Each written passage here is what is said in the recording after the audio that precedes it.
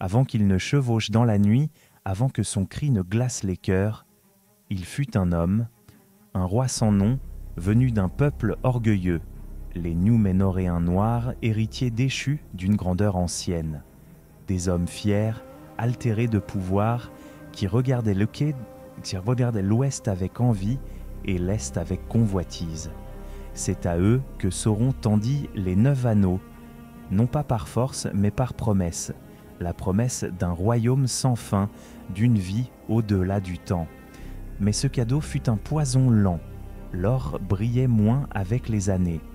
Le corps se flétrissait, l'âme s'effaçait, et l'homme disparut, remplacé par une ombre, un serviteur, un spectre, le premier des 9, le plus terrible, le futur roi sorcier.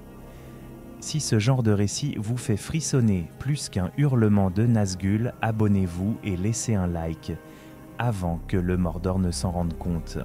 Il fut le premier à tomber. Parmi les 9, aucun ne succomba aussi vite, ni avec autant de zèle. L'anneau qu'il portait devint bientôt plus qu'un joyau. C'était une voix, un murmure constant dans son esprit. Une présence familière et rassurante qui le guidait, puis qui l'absorbait. Peu à peu, il cessa d'être un homme. Son nom fut oublié, effacé de tous les livres et des mémoires des peuples libres. Ne subsistait plus que l'écho de son pouvoir et l'ombre qu'il projetait. Il ne dormait plus, ne mangeait plus, et pourtant il subsistait, soutenu par la volonté d'un autre, car ce n'était pas son anneau, c'était celui de Sauron, et lui n'était plus qu'un prolongement de son maître. De tous les Nazgûl, il fut le plus puissant, le plus redouté et le plus fidèle. Tandis que les autres succombaient aux crises de folie ou aux élans d'indépendance, lui ne fit qu'un avec la volonté du Seigneur ténébreux. On ne pouvait plus les distinguer. Le lien qui les unissait était absolu, invisible mais indestructible. Même quand Sauron fut vaincu à la fin de la deuxième âge, ce lien ne fut pas rompu. Il ne pouvait l'être. Au sommet de sa puissance, le Seigneur des Neuf devint le bras armé de Sauron, son œil sur les champs de bataille, son souffle sur les royaumes ennemis. Il n'avait plus besoin d'armée propre, il menait celle de Mordor, des hommes du Sud, des créatures corrompues par le mal. Il ne régnait pas depuis un trône, mais depuis la peur. C'est lui qui porta la guerre dans le Nord, semant la terreur parmi les peuples libres. Les récits de cette époque parlent d'un cavalier vêtu de noir, insensible au feu et à l'acier, capable de faire ployer les volontés par sa seule présence. Là où il passait, les armées fuyaient, les murailles s'effondraient et les rois perdaient vraie foi. Mais cette puissance avait un prix. Plus il s'enfonçait dans l'ombre, plus il devenait dépendant de l'anneau. Son existence n'était plus liée à son propre souffle, mais à l'anneau unique, celui que portait Sauron. Tant qu'il demeurait, lui aussi survivait. Si l'unique était détruit, il s'évanouirait avec lui comme un cauchemar au lever du jour. Il n'avait plus de corps véritable, plus de visage. Il ne pouvait être vu que par ceux qui vivaient entre les mondes, entre les sphères de la chair et de l'esprit, et pourtant sa présence était tangible, un froid mordant, une peur ancienne, un vide qui s'installait dans l'âme. Il parlait rarement, il commandait par la volonté, par l'angoisse, par la douleur. Il n'était plus un roi, il était devenu une arme. C'est à cette époque que le Seigneur des elfes et des hommes comprit que la guerre ne se gagnerait pas seulement avec des épées, qu'il leur faudrait affronter non pas un simple ennemi, mais une force venue d'un autre âge, une puissance nécrotique portée par la haine, par la trahison et par le refus obstiné de mourir. Car le roi sorcier n'était pas un soldat, c'était un souvenir vivace de ce que les hommes peuvent devenir lorsqu'ils refusent la mort, lorsqu'ils pactisent avec le pouvoir et lorsqu'ils oublient qui ils sont. Et ce souvenir marchait de nouveau sur la terre du milieu. Ils pensèrent qu'il avait disparu. Après la chute de Sauron à la fin du deuxième âge, les peuples libres crurent que le roi sorcier avait été balayé avec son maître. Mais le mal ancien ne meurt jamais vraiment. Il attend. Il change de visage, il se retire dans les ombres et recommence à tisser ses toiles. Au nord des montagnes bleues, dans les terres glacées et hostiles du Fort Odwaith, une nouvelle puissance s'éleva, Angmar. Ce royaume, né de la glace et de la haine, n'était pas dirigé par un roi ordinaire, mais par un être venu d'un autre âge. Un esprit ancien, masqué derrière une couronne noire, dissimulant son nom comme une arme. Le roi sorcier, revenu sous une autre forme, avait désormais un objectif clair, détruire Arnor, le royaume des héritiers d'Isildur. Arnor, autrefois glorieux, s'était morcelé. 3 royaumes s'étaient formés, Arthedain à l'ouest, Cardolan au sud, Rudor à l'est. Des divisions que le roi sorcier exploita avec une précision chirurgicale. Il n'avait pas besoin de conquérir, il suffisait de pourrir. Depuis Carndum, sa forteresse maudite, il lança une guerre lente, méthodique, insidieuse. Rudor tomba le premier, gangrené de l'intérieur par des chefs corrompus. Puis vinrent les attaques contre Cardolan. Peste, famine, sortilèges. Les armées d'Angmar n'étaient pas toujours visibles, mais leur œuvre se lisait dans les ruines, dans les tombes ouvertes, dans les silences des villages désertés. La guerre d'Angmar n'était pas qu'une guerre de l'âme, c'était une guerre de mémoire, de peur, de désespoir. Il affaiblissait les esprits avant les murailles, il semait la discorde, le doute, l'abandon. Les Dúnedain, fiers descendants de Númenor, furent lentement repoussés. Leurs villes brûlaient, leurs archives disparaissaient, le passé s'effaçait, et avec lui leur raison d'exister. Pourtant, le roi sorcier ne cherchait pas à régner, il voulait détruire, effacer toute trace d'Arnor, rompre la lignée d'Isildur et priver ainsi le monde d'un futur roi. Il connaissait les prophéties. Il savait que l'anneau pourrait un jour être retrouvé, et il voulait s'assurer qu'aucun héritier ne puisse s'y opposer. Mais sa soif de ruine attira l'attention. Les elfes de Lindon, les hommes du Gondor, les rares survivants des royaumes du Nord, tous finirent par comprendre qu'Angmar devait être arrêté.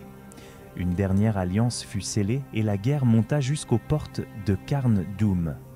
Ce fut une guerre froide, brutale, sans gloire. Mais Angmar tomba. Les montagnes furent purgées et le roi sorcier pour la seconde fois disparut. Aucun corps ne fut retrouvé, aucune tombe ne fut creusée, seulement du silence, et un vent glacial qui soufflait encore sur les ruines du nord, comme un avertissement.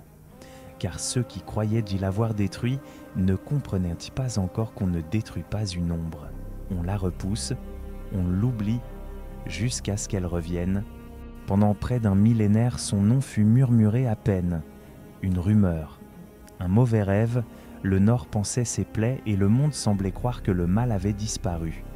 Mais dans les terres oubliées du sud de la forêt noire, une forteresse se remit à respirer. Dol Guldur, une tour sans seigneur, du moins en apparence. Car là, dans les profondeurs de ses fondations, une volonté ancienne s'éveillait. Une ombre sans forme, mais pleine de rancune, on l'appelait le nécromancien. Mais derrière ce voile se cachait une vérité plus ancienne, plus sombre, le retour du serviteur et à travers lui, la résurgence du maître. Le roi sorcier n'était pas seul, il préparait le retour de Sauron, lentement, silencieusement. Les deux étaient liés, et la blessure de l'un renforçait la soif de l'autre. Dol Guldur devint leur laboratoire de terreur, d'où s'échappaient les murmures de mort, les hurlements sans corps et les ténèbres rampantes. Les sages, les Istari, les elfes, tous pressentaient un danger, mais nul ne le nommait. Car comment croire que l'ennemi vaincu depuis tant de siècles préparait déjà sa vengeance ? Lorsque le Conseil blanc finit par agir, il était presque trop tard. Le nécromancien avait quitté Dol Guldur, il n'en avait plus besoin. Car Sauron était revenu ouvertement à Barad-dûr et avec lui le premier des 9, le spectre couronné, le fléau invisible. le roi sorcier reprit sa place comme chef des Nazgûl, non pas par ambition, mais par nature. Il était l'ombre la plus fidèle, la plus constante, celle qui n'a pas d'autre volonté que celle qu'on lui prête. Et cette volonté, désormais, était de retrouver l'anneau. Gollum, la créature déchue, avait porté l'unique pendant des siècles, sans que personne ne s'en aperçoive, mais l'anneau avait changé de main. Il circulait à nouveau. Et le roi sorcier, tel un limier maudit, reprit la chasse. Il sillonna les terres discrètement, interrogea, tortura, observa. Aucun mot, aucune trace, aucune pensée n'échappait à ses sens. Et lorsqu'il sut que le porteur était un hobbit, il se mit en route. Une chasse lente mais implacable. Cependant, la guerre n'attendait pas. Tandis que la comté restait hors de portée, le roi sorcier frappa ailleurs. Plus violemment, plus frontalement. Minas Ithil, la tour de la lune, forteresse de Gondor dans l'est, tomba sous son assaut. Les Nazgûl, menés par lui, envahirent la cité dans un silence glacial. Les murailles cédèrent sans écho. Les flammes furent noires, les cris étouffés. Minas Ithil devint Minas Morgul, une cité morte, sans lumière, dont l'air même suintait la corruption. Là, le roi sorcier établit son trône, non pas un trône d'or, mais un siège de ténèbres, d'où il étendit son influence sur les montagnes et sur l'Anduin. Un œil secondaire de Sauron tapit dans l'ombre des montagnes de l'ombre. De là, il lança ses armées, infiltra les esprits et étendit le désespoir. La guerre n'avait pas encore éclaté, mais déjà les peuples libres sentaient le froid de la défaite, car le roi sorcier ne tuait pas seulement les corps, il préparait les âmes à abandonner. Quand l'unique fut retrouvé, le monde changea. L'ombre se mit en marche, les terres devinrent plus froides, les bêtes plus silencieuses, et dans les cieux, nul oiseau n'osait chanter. Le roi sorcier, lui, sentit immédiatement son appel. Il ne connaissait pas le porteur, il n'en avait pas besoin, car l'anneau parlait à ceux qui lui appartenaient. Il appelait, même faiblement, ceux qui l'avaient marqué à jamais. La chasse fut lancée. 9 cavaliers vêtus de noir, sans forme ni visage, surgirent de Minas Morgul. Et parmi eux, l'un brillait d'une présence plus sombre, plus pesante, leur seigneur. Leur terreur, ils n'avaient pas besoin de parler, ni de voir. Ils traquaient le Gmlan et l'anneau comme on suit une odeur dans la nuit. Chaque pas des hobbits résonnait dans leur esprit. Chaque hésitation, chaque peur, chaque murmure les attirait. La comté, jusqu'alors ignorée du monde, devint le théâtre silencieux d'une chasse antique. Les Nazgûl y passèrent comme des ombres hurlantes, semant la panique sans qu'on comprenne pourquoi. Et pourtant, ils échouèrent, car l'anneau, bien que maléfique, craignait ses anciens maîtres. Ils fuyaient leurs griffes. Lorsque les hobbits atteignirent Dofond-Combe, la menace sembla reculer. Mais l'impact du roi sorcier ne s'arrêtait pas à ses chevauchés. Au conseil d'Elrond, même en son absence, sa présence fut évoquée avec crainte. Il n'était plus seulement un ennemi, il était un rappel, un avertissement vivant de ce que l'anneau pouvait faire à un roi, à un homme, à un monde entier.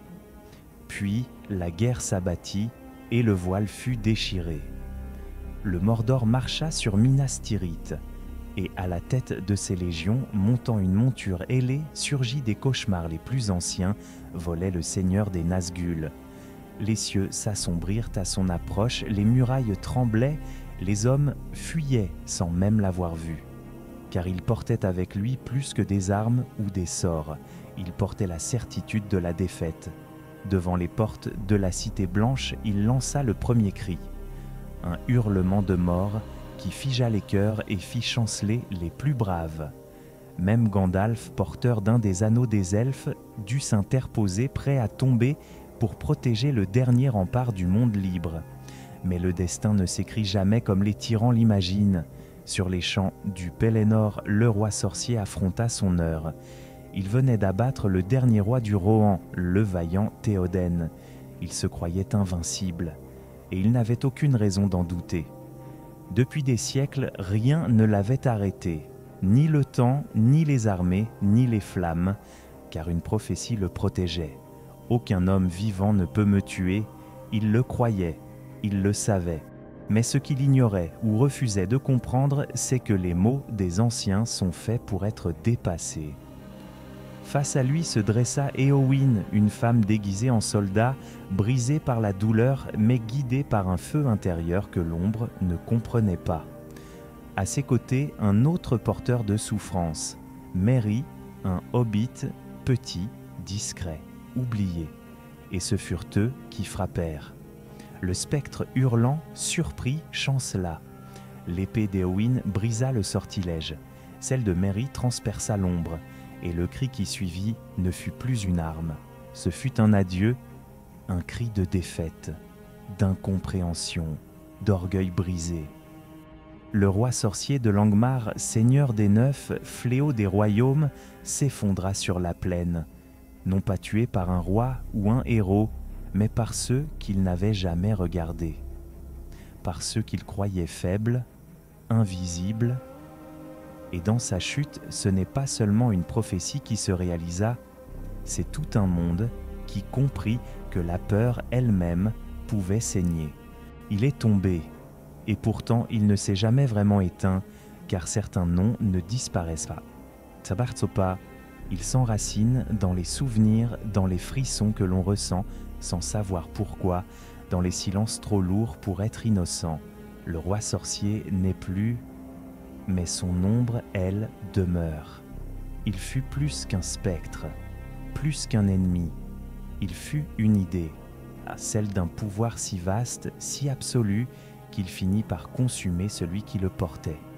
Une force née du désir d'éternité, de la peur de la mort et du refus de lâcher prise. Son visage n'était qu'un masque, une absence. Il avait renoncé à son nom, à sa mémoire, à sa voix propre. Tout en lui avait été sacrifié à l'anneau, et ce qui restait n'était plus un homme, mais un avertissement. Tolkien n'a pas fait du roi sorcier un simple serviteur du mal, il en a fait un miroir, une image déformée de ce que les hommes peuvent devenir lorsqu'ils troquent l'espérance contre le contrôle, le destin contre la domination. Son histoire n'est pas celle d'un monstre, mais d'un roi déchu, d'un souverain qui, par orgueil ou par peur, a cru pouvoir maîtriser l'incontrôlable et qui, ce faisant, a tout perdu, même la mort, car il ne vivait plus et ne mourait pas non plus. Il errait entre les mondes, accroché à un fragment de volonté étrangère. Le roi sorcier n'était pas libre, il n'était même pas esclave, il était vide, une coquille hurlante animée par la haine. Et c'est ce vide justement qui faisait sa force, car il ne doutait jamais, il ne reculait pas, il avançait, toujours, inexorablement, comme le froid, comme l'oubli. Aujourd'hui encore, son nom fait frissonner les bardes. Les ruines d'Angmar sont évitées par les voyageurs. Minas Morgul est resté stérile même après la chute du Mordor. Et dans certaines nuits, sans lune, les vieux disent qu'on entend encore un murmure, un souffle glacé porté par le vent. Le roi sorcier est mort, mais le mal qu'il représentait, lui, guette toujours, dans les ambitions trop vastes, dans les promesses trop faciles, dans les voix qui disent « Ce pouvoir est à vous, il vous suffit de le prendre », car c'est ainsi que tout commence. Et si cette histoire vous a parlé, si elle a réveillé en vous une mémoire lointaine ou un vertige ancien, alors abonnez-vous, laissez un like et souvenez-vous, dans le monde de Tolkien, même les ombres ont quelque chose à raconter.